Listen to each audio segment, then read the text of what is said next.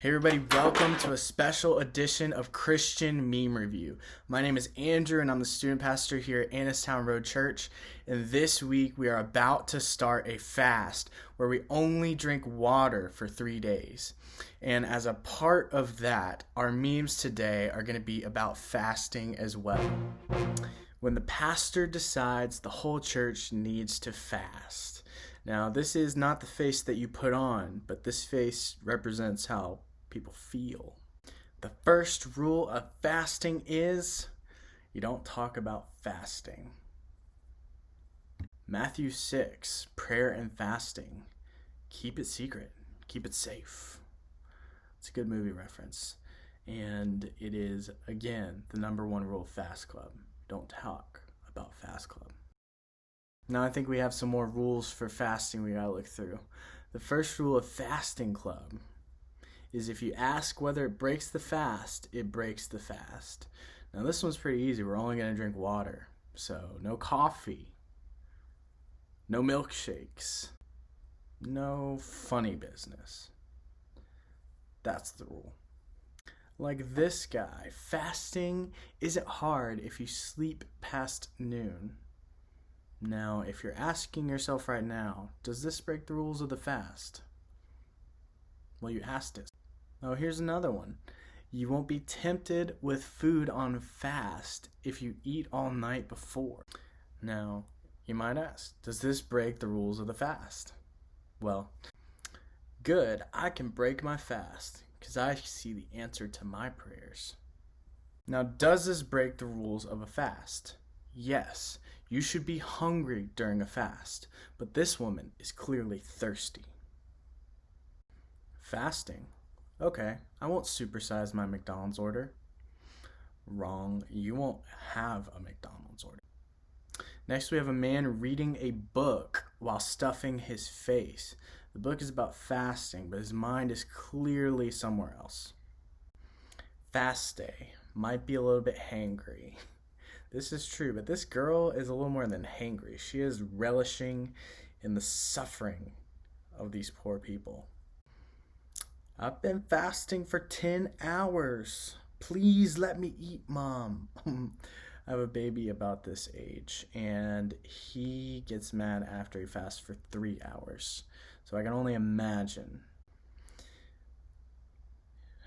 This is a bad luck Brian meme.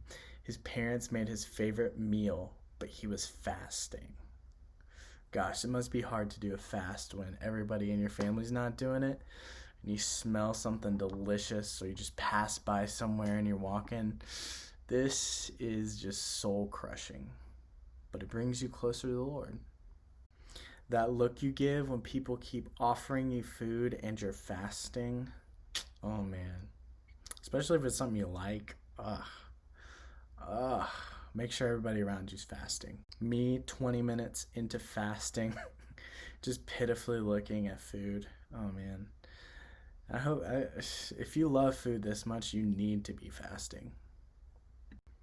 Is that Nacho Libre? Nacho! While fasting, some be like, "Get that gun out of my face!" It's the greatest movie of all time. When someone offers you food when you're fasting, oh, the Lord is testing me. You will be tested. Why do they call it fasting if the day goes by so slow? It's a deep thought from this homeless looking guy. That moment when you forget you're fasting, when you take a bite and realize you're fasting, forgot it was a fast day and ate breakfast.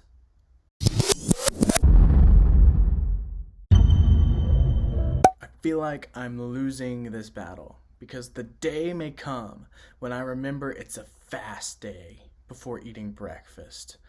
But it is not this day. Just kidding, I'm not going to break the fast, but that's a pretty stinking epic quote, so I just had to go for it. This is what's really going to happen. When you wake up with breakfast on your mind, then you realize you're fasting. Jesus is just like, gotcha. then he speaks to you and it's all worth it. So just don't do it. Skip breakfast. Just drink some water. And even though it might be cheating to gorge yourself right before fast, after the fast, it's all fair game. Just look at this. Midnight after fasting. I love you, food. This is how I am going to feel after this fast. How are you going to break your fast? What I do after fast and testimony meeting, well, I'll be like this toddler. My refrigerator will be fully stocked and ready because I am going to need it. So I hope you guys are fully ready and equipped with the knowledge of what you are going to need for this fast. You'll know the rules. You know it's going to be hard. You know it's going to be worth it. And before I go, I know we had shared some funny memes, but I do want to share a quick message about fasting from the scripture. This message is from Isaiah chapter 58, and it's verses 3 through 7. And I'll just read it real quick and then unpack it a little bit. But it really packs a punch. And it says in verse 3, "Why have we fasted and you see it not? Why have we humbled ourselves and you take no knowledge of it?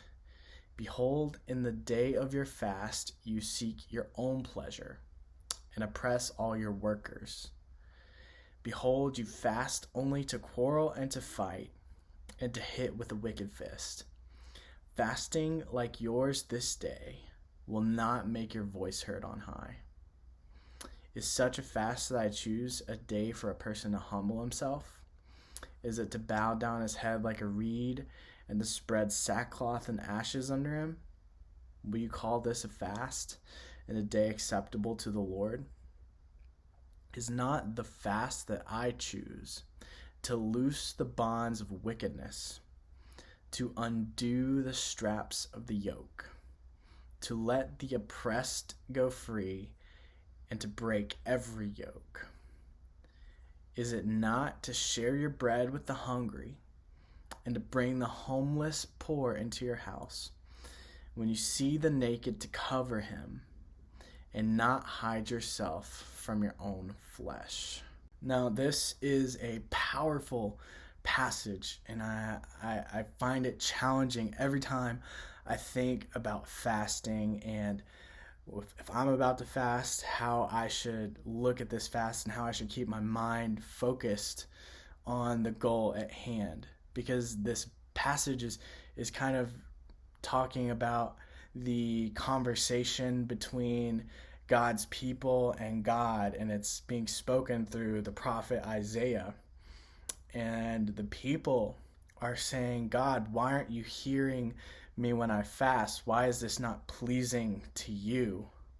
And God is just telling them plain and simple, you're not acting the right way to each other. Those who depend on you, you're treating them unfairly. Those who are your peers, you're just bickering and fighting and quarreling and not getting along. You're letting things come in between you and your fellow man. And God is saying that the fast is not just the way that you appear. And these people would humble themselves outwardly and physically. They would make themselves look pitiful. They would put themselves in sackcloth and have ashes, and they would look and outwardly express that they're fasting. But the fast that God desires is not just that outward expression. And we're about to go into a fast of only drinking water without being able to eat for 3 days. And the fast is not this act in itself.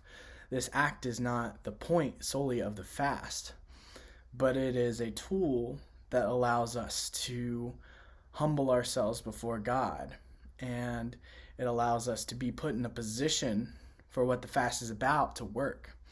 And in verse 6, it talks about what God considers the work of the fast, and that's to loose the bonds of wickedness, to undo the straps of the yoke, and to let the oppressed go free. So it is to free yourself of the sin in your life, the things that are preventing you from being in proper fellowship with God. And when you fast from food, you're really just kind of taking away something you depend on and using that temporary feeling of hunger to remind yourself of God and to remind yourself you need to get close to God. And this is what the fast is about, is to draw close to God and find your sustenance and every sort of need that you have to be met in Him. And so the point is to focus on God and rely on Him so that God can do His work inside of you. But also there's an important thing in verse 7 that I think is powerful as well. Because when we fast, when we're going to go through this fast and we're going to be hungry because we're not eating, and we're going to feel that just feeling that we have a burning desire to eat, but we can't because we have a mission. I think that feeling will put us in a position to relate to people like in verse 7, where it says, is it not the fast that God desires, to share your bread with the hungry? Well, how easy is it to relate to someone who is hungry when you're also hungry? You can put yourself in a position to think of what it's like to not have because you are not having at that moment. And you can look and see these are God's people too. They are people in need. And if I have the means, I can provide for that need in a physical way. And so that's a really cool part of the fast, is that it humbles you to a place where you can be changed and where you can see people the way that God sees people. And you can see in your need and in your humility that what it's like to be hungry must be what it's like for them to be hungry. And you can help them in that need. But also spiritually, you have something as a Christian that you can give to them in the form of the gospel. And through this fast, we're going to keep talking about how we need to be a going church and how the church has left the building. Literally because of COVID, we can't meet every week inside in person. So we've left the building, but we've also have a mission that we're all at home and we're all still going out in some way or form in our lives in a safe manner. But we're going to be a going church in that time. And we have a message to share. We have a message of the gospel that can change lives and can bring someone who is without a home spiritually into the family of God.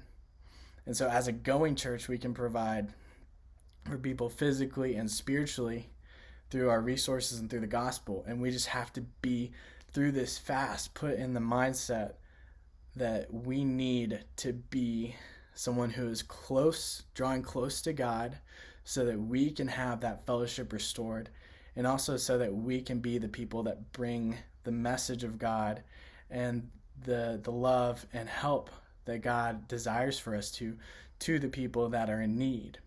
And so this humbling process, this hunger that we're going to feel, use that both to rely on God, but also to understand how people in need feel and understand how you can provide for them. You can be the light that just points them towards Christ when you provide for them physically, and that you can also have a message in the gospel that will change their lives completely.